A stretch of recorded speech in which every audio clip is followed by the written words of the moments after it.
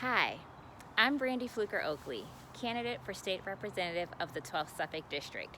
Here I am on this Tuesday for the 12th, a broadcast series where I talk about issues and things that are happening in the 12th and what I intend to do about them. I'm here at the Murphy School because I actually used to work here in high school. I can recall the day when it was time to leave my mother's office for work and find employment elsewhere. And I went to the PIC office at BLS, Boston Latin School, and was looking for job opportunities for the summer. And somehow, some way, I was set up with the Murphy School back when Principal Dan Ahern, I believe that was his role, was principal. It was back in the late 90s. I can't recall exactly which summer, somewhere between 97 and 2000. It was one of those summers for sure that I do recall. And my mom would drive me here because the public transit, despite the Murphy School only being about 2 miles away from home, wasn't the most efficient to get to work, so she would drop me off in the mornings, and then also sometimes pick me up, or I had a good friend who's still a good friend who lived on King Street.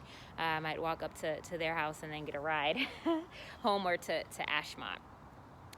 What I remember about the Murphy School was just the work I would do administratively in the office, the conversations I would have with Mr. Ahern around education policy, the transformation of the school, the things that they were focused on. And what I didn't realize then was how it was planting a seed in terms of the work that I would end up doing for a lifetime. Here in the city of Boston, I'm going to try to get a little closer so you can see. There's a sign here for the Murphy School, and the sign reads how they exceeded their MCAS targets in ELA and math in 2019. For those of us in the city of Boston, the Murphy School is definitely one that is commonly and widely accepted to be a school that folks want to send their children to. Sadly, throughout the city of Boston, that's not the case for every school, and there are a variety of reasons why that is true. We know that the academic and opportunity gaps that exist for our students are 100% real.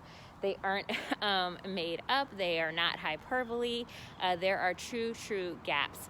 It is said, based on a recent study by Counselor Campbell that came out last summer, that students who live in downtown Boston and Charlestown, 80% of them are likely to attend what we have defined as society to be a quality school, and less than 5% of students who live in Mattapan attend what we have defined to be a quality school.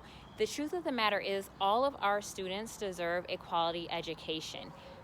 With us being in the midst of COVID, we are going to see the gaps that already existed persist. We're also going to see that students who are learning the English language, students who have IEPs, students who are facing housing uncertainty and other life challenges are only going to see their gaps persist.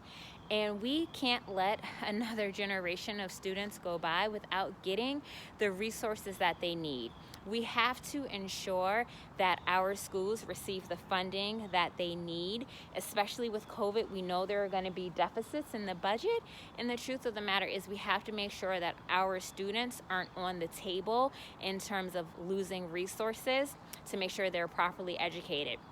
We also have to support our teachers. Having been a public school teacher myself, and I'm sure for the families who now have their little ones home with them day in, day out, it is a job that takes every bit of a person to give, and we have to make sure that teachers have the adequate supports they need in order to provide their best for their students. It's also critically important that as we exit COVID and deal with the ramifications of this pandemic, that we are also ensuring that our students have quality after-school programming and enrichment activities as well. If anything, what COVID has forced us to do is think about what can be possible in terms of learning for our students. There are going to be families who whether they just don't feel comfortable sending their child back to school, or they're uncertain, might continue to do distance learning for their child. The fall is just very much uncertain. And for that reason, as state representative, I will ensure that our schools have the adequate funding resources that they need, that our teachers are supported, and that our students get the access to enrichment activities and after-school programming that will further their learning and keep them occupied. This is part of the reason why I'm running for state representative, to make sure that every student attends a quality school and that we actually provide our schools with the resources they need. Thanks for joining me on this week's Tuesday for the 12th. I'll see you next week.